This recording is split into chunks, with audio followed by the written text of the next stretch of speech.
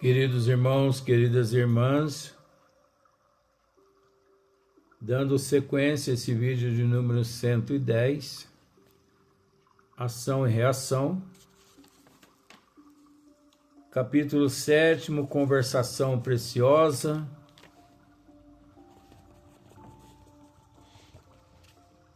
registrando-lhe a palavra amorosa e sábia. Inexprimível sentimento me invadiu a alma toda. Até ali, não obstante, ligeiramente, convivera com numerosos instrutores, de muitos deles conseguira ensinamentos e observações magistrais, mas nenhum, até então, me trouxera ao espírito aquele amálgama de enlevo e carinho, admiração e respeito que me assomava ao sentimento. Enquanto Sanzio falava, generoso, cintilações roxo-prateadas nimbavam-lhe a cabeça. Mas não era a sua dignidade exterior que me fascinava, era o caricioso magnetismo que ele sabia exteriorizar.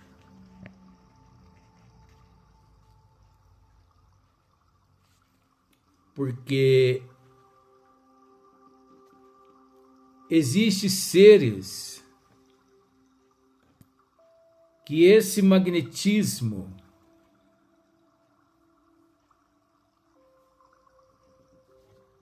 que exterioriza é nato do próprio indivíduo. Quando cativa, quando inspiram outras pessoas a serem melhores, através do amor, do carinho, do respeito mútuo uns para com os outros. A comunicação, a liderança é um magnetismo. Todo indivíduo líder nato, todo indivíduo líder nato é portador desse magnetismo, pois ele fascina aqueles à sua volta. Quando ele chega, irradia amor, irradia esperança, irradia segurança. Parece que todos ficam à espera de que ele fale algo, pois quando ele fala, tem nítida certeza aqueles à sua volta de que eles estão no caminho certo, porque reconhece-se a árvore pelo fruto. É óbvio, é natural. Não se vê jaca em pé de manga, e nem manga em pé de jaca. A própria natureza fala por si. Então, quando os indivíduos o ouvem, têm eles certeza de que ali encontra-se um representante do Cristo.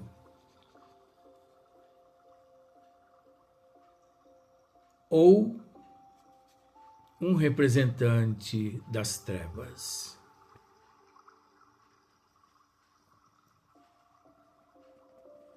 Tinha a impressão de achar-me à frente de meu pai, ou de minha mãe, ou de minha própria mãe, ao lado de quem me cabia dobrar os joelhos.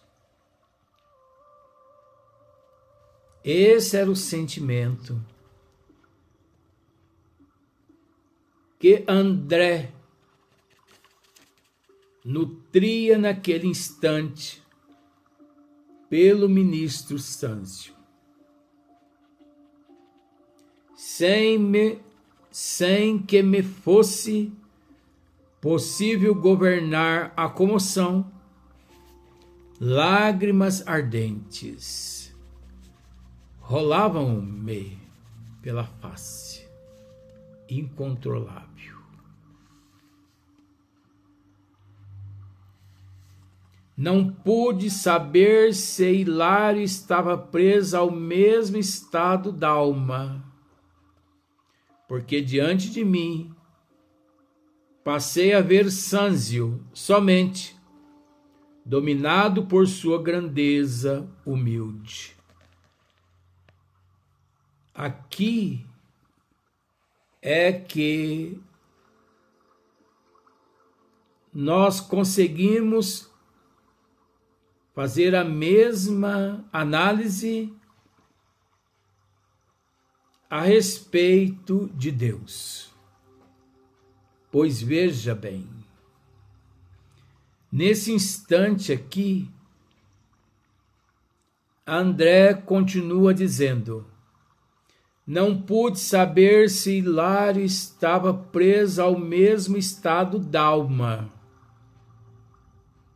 porque diante de mim passei a ver Sâncio somente, dominado por sua grandeza humilde. É preciso entender que André, pelo fator evolução, pelo fator desigualdade evolutiva, nutria ele sentimentos nobres, mais sensíveis do que qualquer outro ali ao seu lado com relação a Sâncio. Pode ter certeza de que Hilário não nutria o mesmo sentimento que André por Sâncio, por mais que semelhasse o carinho, o respeito, o amor, a nobreza, mais idêntico a André, não.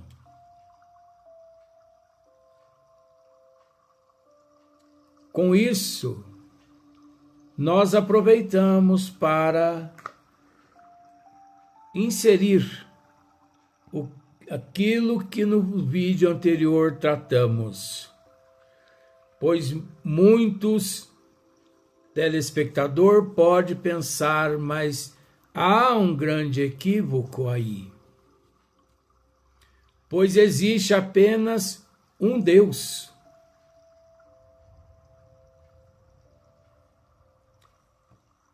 que eu concordo realmente, pois de fato existe apenas um Pai. Deus, a inteligência suprema, a causa primeira de todas as coisas, é o único Pai que todos nós possuímos. Mas, de acordo com a evolução do ser em processo de evolução, cada um o compreende de acordo com o teu nível evolutivo. É preciso entender que uma pessoa chega e descreve para o outro Deus, conforme ele entende. O outro, pasmo, pensa: meu Deus, mas eu não penso dessa forma. Eu penso assim, e descreve ele. Por que isso? Evolução.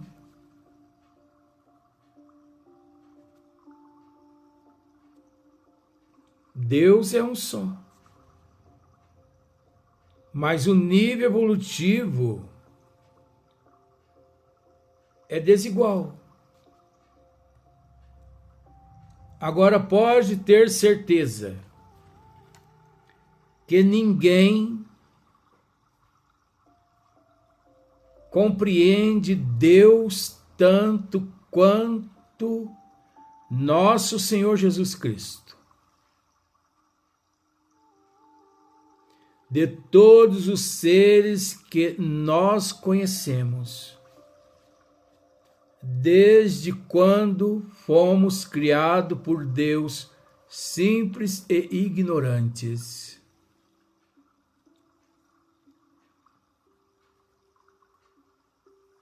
de lá para cá, que não sabemos quando e nem como. A única certeza que temos é que o único ser que melhor compreende Deus é nosso Senhor Jesus Cristo. O guia, o qual todos nós devemos seguir. Ninguém compreende Deus tanto quanto nosso Senhor Jesus Cristo. Aí você pode me dizer, mas existe algum problema nesta questão de compreender ou não compreender? Também não.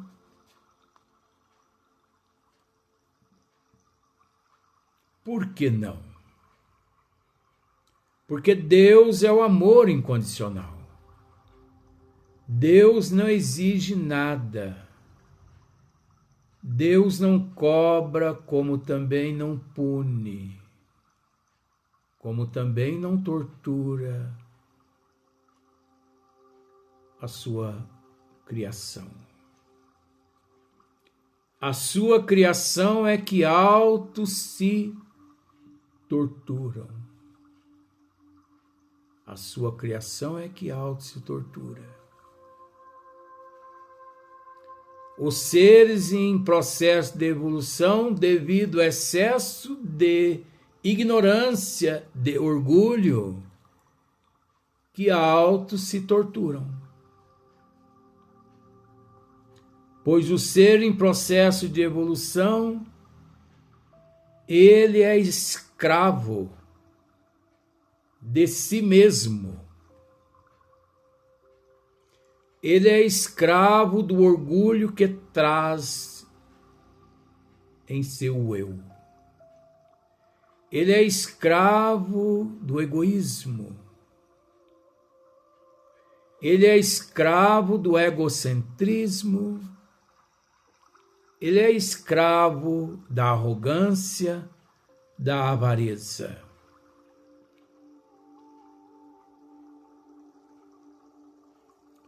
Por isso, cabe ao Espiritismo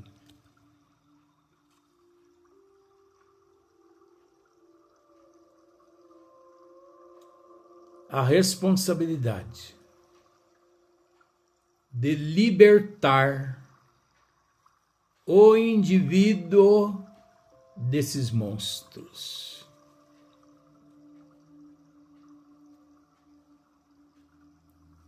Pois tudo isso significa monstro que trazemos, que nós mesmos os alimentamos. Por isso que disse no vídeo anterior que na Terra existe mais de 8 bilhões de deuses. Porque você compreende, entende e vê Deus de uma forma. Eu vejo de outra. E assim sucessivamente, ninguém vê Deus conforme a outra pessoa. E se ele sai dizendo por aí, mas é engraçado que eu vejo Deus igualzinho a você.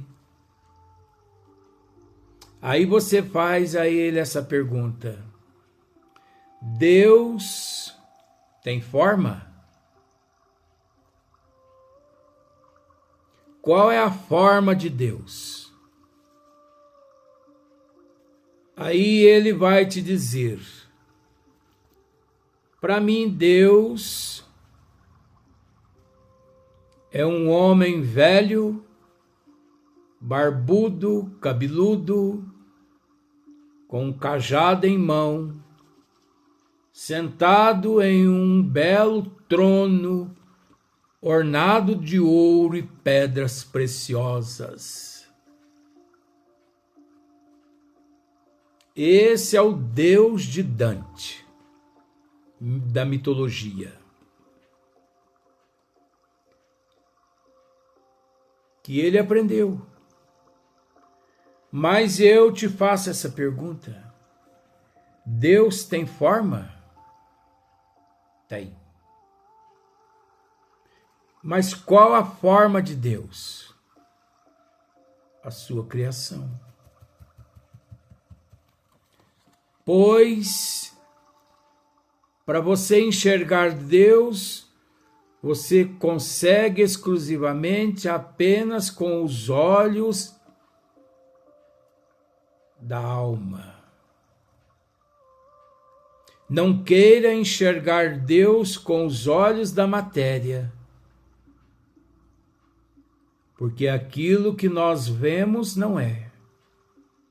Aquilo que nós não vemos é. Mas é possível ver aquilo que os olhos da matéria não vê com os olhos da alma.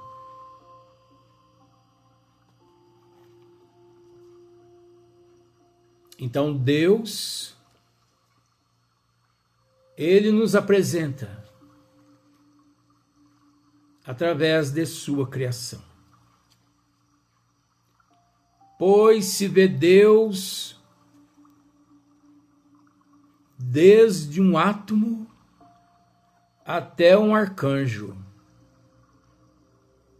englobando tudo.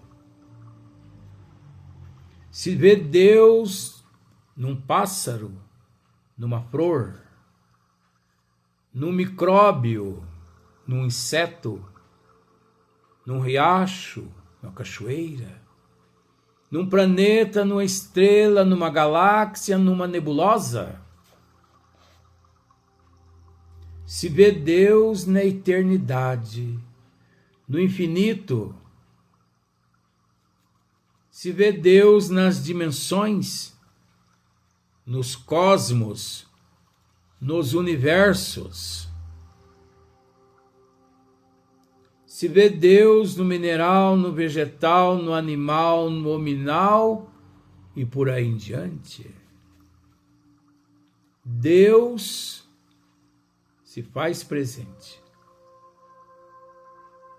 aos olhos de todo mundo.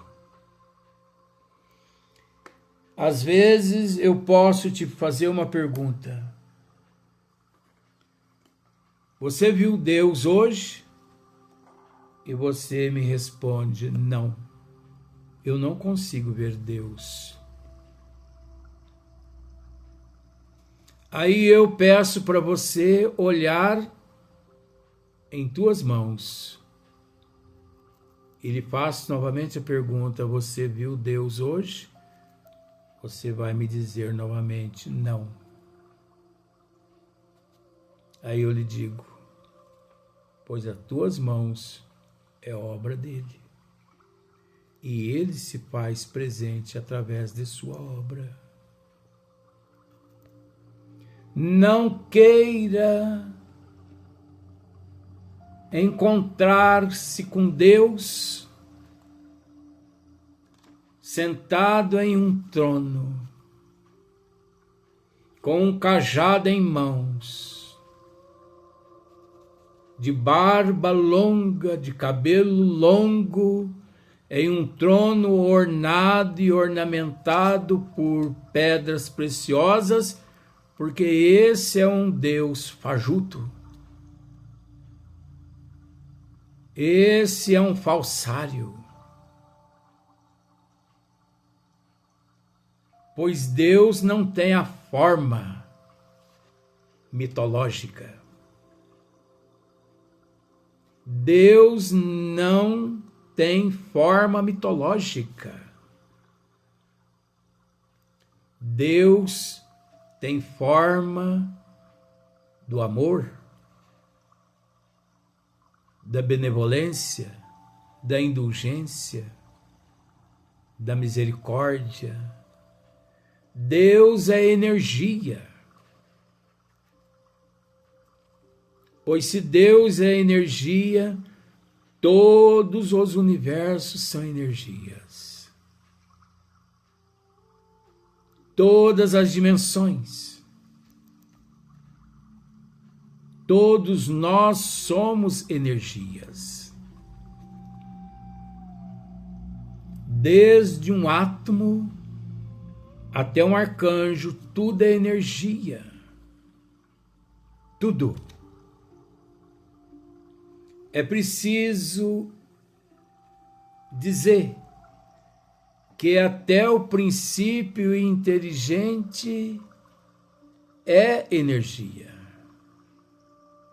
Pois existe Deus, o Espírito e a matéria. Mas é preciso dizer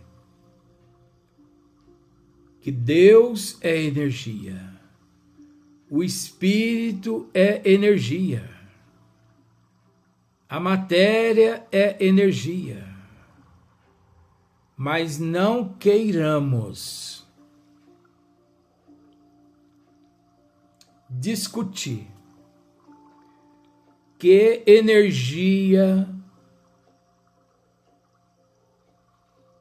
constitui-se Deus. Não queiramos discutir que energia constitui-se o princípio inteligente. É natural que se discute a respeito da energia da matéria, porque de acordo com a tecnologia, no nível em que se encontra cada qual em processo de evolução no mundo de expiação e de prova, é possível, sim. Mas, depois de todas as descobertas, 24 horas depois de todas as descobertas, a respeito daquela mesma matéria discutida e encerrada, descobre-se uma eternidade que não foi discutida. E assim sucessivamente. Por isso que dissemos, ninguém compreende Deus tanto quanto nosso Senhor Jesus Cristo. Agora é preciso entender. É possível admirar Deus com os olhos da alma. Abrace as árvores, olhe para a natureza de Deus com os olhos da alma, que você se transformará, pois tudo é Deus, tudo faz parte da sua energia. Ele sustenta tudo, ninguém mais, ninguém menos. Ele sustenta tudo. Nele nos movemos. Nele nós nos encontramos. Nele nós vivemos. Próximo vídeo, próximo dia.